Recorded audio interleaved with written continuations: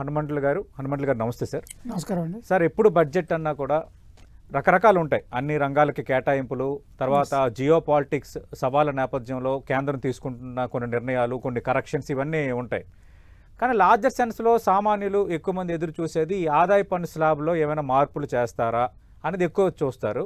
రెండోది ఏ వస్తువులు పెరిగాయి, ఏ వస్తువులు తగ్గాయి అన్నదే ఎక్కువగా దృష్టి పెట్టుకుంటారు. ప్రధానంగా ఈ ఆదాయ పన్ను స్లాబుల విషయంలో ఏమైనా మార్పులు ఉండే అవకాశం ఉందా, లేదంటే పాత రిజిమే కంటిన్యూ అయ్యే అవకాశం ఉందా? గత సంవత్సరము స్లాబ్ 7 లక్షల నుండి 12 లక్షలు పెంచారు సార్. స్టాండర్డ్ ఎక్షన్ కూడా 50,000 నుండి 75,000 పెంచారు.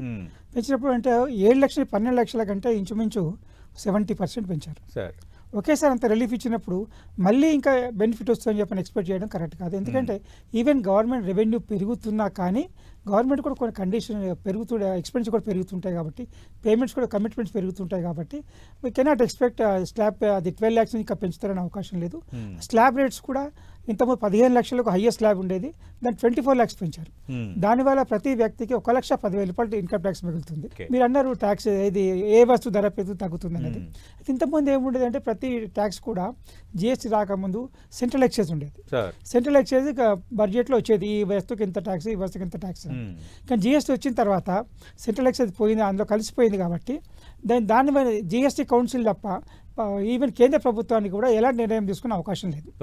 ఓన్లీ థింగ్ తీసుకునే అవకాశం ఏంటంటే ఇంపోర్టెడ్ వస్తువులు ఏవైతుంటాయో దేశం దిగుమతి చేసుకున్న దాని మీద కస్టమ్ డ్యూటీ పెంచే అవకాశం, తగ్గించే అవకాశం ఉంది.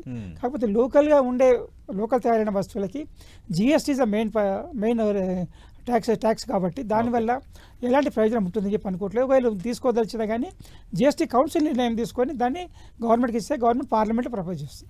ఈ విధంగా ఉంటుంది తప్ప జిఎస్టీ కౌన్సిల్ లేకుండా గవర్నమెంట్ ఎలాంటి నిర్ణయం తీసుకునే అవకాశం లేదు. ఇది వస్తువుల విషయంలో.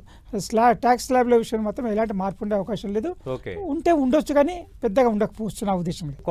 కొందరు అంచనా వేస్తున్నారు, అంటే గతంతో పోల్చుకుంటే జీతాలు పెరగలేదు, ఖర్చులు పెరిగాయి.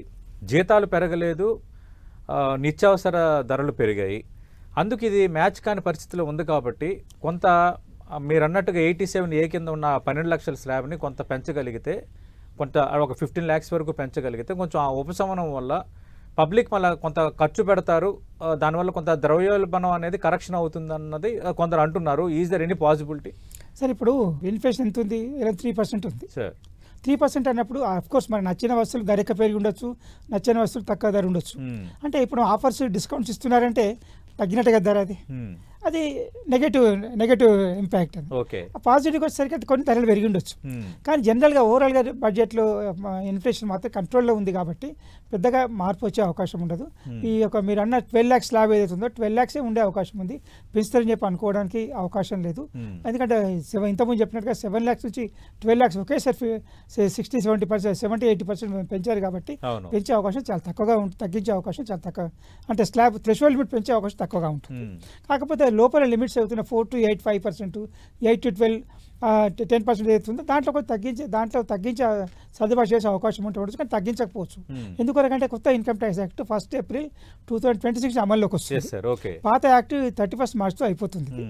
కాబట్టి కొత్త యాక్ట్లో కొన్ని పెద్దగా చేంజెస్ లేకున్నా కానీ చాలా సరళీకరించడం జరిగింది, కన్ఫ్యూజన్ క్లారిఫై చేయడం జరిగింది, మిగతా ఫార్మ్స్ అన్నిటి కూడా సిస్టమేటిక్ చేయడం జరిగింది. కాబట్టి మనం కొత్త యాక్ట్ వచ్చినప్పుడు కొత్త యాక్ట్లో ఎలాంటి మార్పులు ఉంటాయని చెప్పని ఎక్స్పెక్ట్ చేయడం కరెక్ట్ ఉండకపోవచ్చు. అంటే